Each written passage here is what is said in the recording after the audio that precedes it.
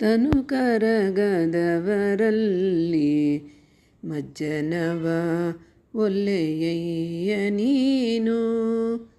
ಮನ ಕರಗದವರಲ್ಲಿ ಪುಷ್ಪವ ಒಲ್ಲೆಯಯ್ಯ ನೀನು. ತನು ಕರಗದವರಲ್ಲಿ ಮಜ್ಜನವ ಒಲ್ಲೆಯಯ್ಯ ನೀನು. ಹದುಳಿಗರಲ್ಲದವರಲ್ಲಿ ಗಂಧಾಕ್ಷತೆಯ ಒಲ್ಲೆಯಯ್ಯ ನೀನು. ಅರಿವು ಕಣ್ತೆರೆಯದವರಲ್ಲಿ ಆರತಿಯನೊಲ್ಲೆಯಯ್ಯ ನೀನು. ಭಾವಶುದ್ಧವಿಲ್ಲದವರಲ್ಲಿ ಧೂಪವ ಒಲ್ಲೆಯಯ್ಯ ನೀನು. ಪರಿಣಾಮಿಗಳಲ್ಲದವರಲ್ಲಿ ನೈವೇದ್ಯವ ಒಲ್ಲೆಯಯ್ಯ ನೀನು.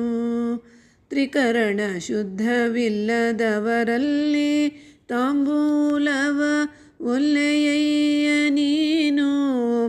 ಹೃದಯ ಕಮಲ ಅರಳದವರಲ್ಲಿ ಇರಲೊಲ್ಲೆಯಯ್ಯ ನೀನು. ಎನ್ನಲ್ಲಿ ಏನುಂಟೆಂದು ಕರಸ್ಥಲದಲಿಂಬುಗೊಂಡೆ. ಎನ್ನಲ್ಲಿ ಏನುಂಟೆಂದು ಕರಸ್ಥಲದಲಿಂಬುಗೊಂಡೆ. ಹೇಳ ಚನ್ನಮಲ್ಲಿಕಾರ್ಜುನಯ್ಯ, ಹೇಳ ಚನ್ನಮಲ್ಲಿಕಾರ್ಜುನಯ್ಯ.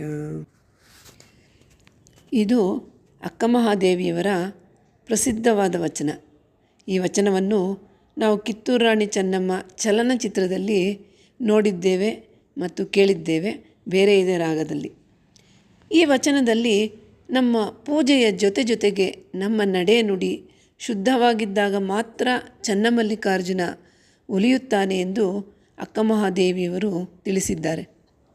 ನಮ್ಮ ನಡೆ ನುಡಿ ಶುದ್ಧವಿಲ್ಲದೆ ಹೊರಗಿನ ದ್ರವ್ಯಗಳಿಂದ ಮಾಡಿದ ಪೂಜೆಗೆ ಯಾವ ಫಲವೂ ಇಲ್ಲ.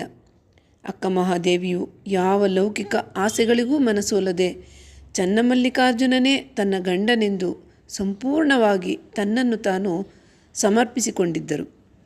ಈ ಮೇಲಿನ ವಚನದಲ್ಲಿ ಪರರ ಸೇವೆಗಾಗಿ ದೇಹವನ್ನು ನಾವು ದಂಡಿಸಬೇಕು. ನಮ್ಮ ನೆರೆಯವರು ಕಷ್ಟದಲ್ಲಿದ್ದರೆ ಅವರಿಗಾಗಿ ಮರುಗುವ ಮನಸ್ಸಿರಬೇಕು. ಕೈಲಾದರೆ ಸಹಾಯ ಮಾಡಬೇಕು.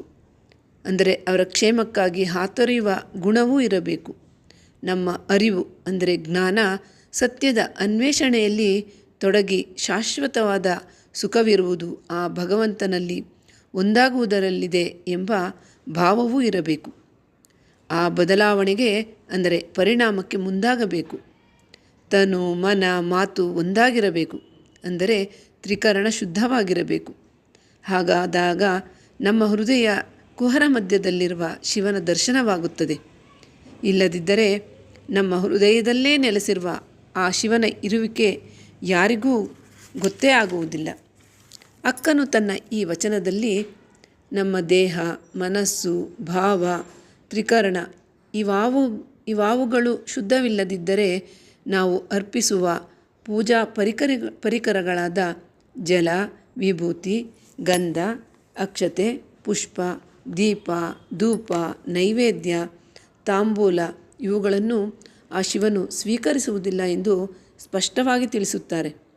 ಎಲ್ಲ ಸಾತ್ವಿಕ ಗುಣಗಳನ್ನೂ ಒಳಗೊಂಡಿದ್ದ ಅಕ್ಕನು ಕಡೆಯಲ್ಲಿ ನಮ್ರತೆಯಿಂದ ನನ್ನಲ್ಲಿ ಏನಿದೆ ಎಂದು ನನ್ನ ಅಂಗೈಯಲ್ಲಿ ನೀನು ಪ್ರಕಟವಾಗಿರುವೆ ಎಂದು ಕಳಕಳಿಯಿಂದ ಪ್ರೀತಿಯಿಂದ ಕೇಳುತ್ತಾಳೆ. ಅಕ್ಕ ಮಹಾದೇವಿಯವರು ಚಿಕ್ಕ ವಯಸ್ಸಿನಲ್ಲೇ ವೈರಾಗ್ಯವನ್ನು ತಾಳಿ ಚನ್ನಮಲ್ಲಿಕಾರ್ಜುನನೇ ತನ್ನ ಗಂಡನೆಂದು ಅದನ್ನು ಸಾಧಿಸಿ ತೋರಿಸಿದ ಮಹಾತಾಯಿ. ಆದ್ದರಿಂದಲೇ 800 ವರ್ಷಗಳೇ ಕಳೆದರೂ ಇಂದಿಗೂ ಪೂಜನೀಯ ಸ್ಥಾನ ಪಡೆದಿದ್ದಾರೆ. ಈ ವಚನದಲ್ಲಿನ ನುಡಿಗಳನ್ನು ನಮಗೆ ನಾವೇ ಪ್ರಶ್ನಿಸಿಕೊಳ್ಳಬೇಕಾಗಿದೆ. ನಾವು ಮಾಡುವ ಪೂಜೆಯ ಜೊತೆಗೆ ನಮ್ಮ ನಡೆ ನುಡಿಗಳು ಶುದ್ಧವಾಗಿರಬೇಕು.